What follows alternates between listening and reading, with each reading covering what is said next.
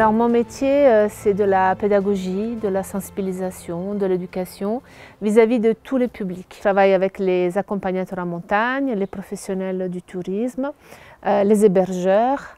Je travaille beaucoup aussi avec l'éducation nationale, évidemment, et tous les autres partenaires institutionnels. Moi, je suis sur un métier de coordination de projet. Je trouve l'argent pour faire les projets, je mets en mouvement les partenaires, je crée le cadre. Et après, je m'appuie sur les agents qui sont dans les vallées pour réaliser les actions.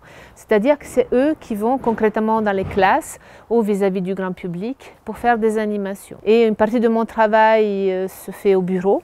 Donc je suis vraiment dans la matière grise, conception. Et une partie de mon travail se fait plutôt sur le terrain pour des réunions notamment de construction de projets avec les partenaires.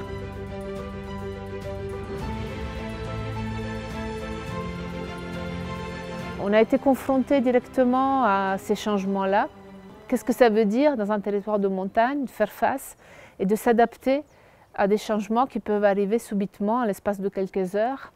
Il faut évacuer des maisons, il faut évacuer, les routes sont détruites, des arbres, des maisons sont emportées, des gens meurent. Finalement, ce qui se passe ici, ça peut arriver n'importe ailleurs en fait. Et du coup, notre expérience peut aider aussi d'autres territoires à s'adapter, à se préparer à ce type d'événements que malheureusement, je pense, vont être de plus en plus fréquents.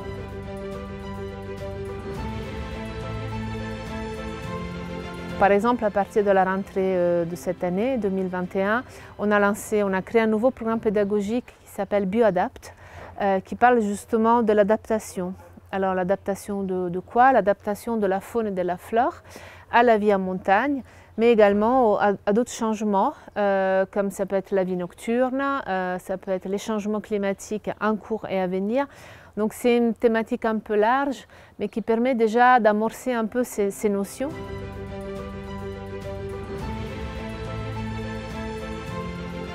Alors moi, ce que je ressens, c'est effectivement auprès des élèves, notamment du public plus jeune, une conscience en fait de plus en plus présente sur tout ce qui est enjeu écologique, tout ce qui se passe au niveau international et médiatique vis-à-vis du changement climatique. Les jeunes sont vraiment conscients de ça. Et ce que je ressens, c'est cette frustration qu'ils ont souvent de ne pas pouvoir agir véritablement, de ne pas pouvoir mettre en œuvre des actions concrètes. En tout cas, ils voient l'inaction, que ce soit des politiques, des adultes qui sont censés un peu les protéger, les encadrer. Et en effet, dans le milieu de l'éducation, on parle de plus en plus d'éco-anxiété, de cette forme d'anxiété qui se développe chez les jeunes vis-à-vis de leur futur par rapport à tous ces changements en cours. Ce n'est pas parce qu'on a conscience qu'il va y avoir un problème ou qu'on a cette anxiété, qu'on va faire forcément le lien avec le fait que j'ai acheté le dernier modèle de smartphone qui me plaît beaucoup.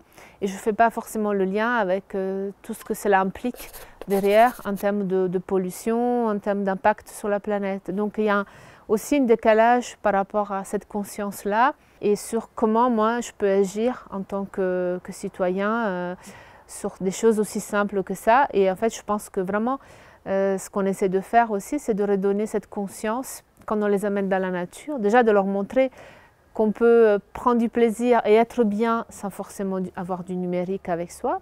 Et puis, les rendre conscients que ce numérique-là, il a un impact effectivement derrière. J'ai l'espoir que cette reconnexion à la nature aide justement à une autre relation, à un autre mode sociétal, et je pense que c'est possible.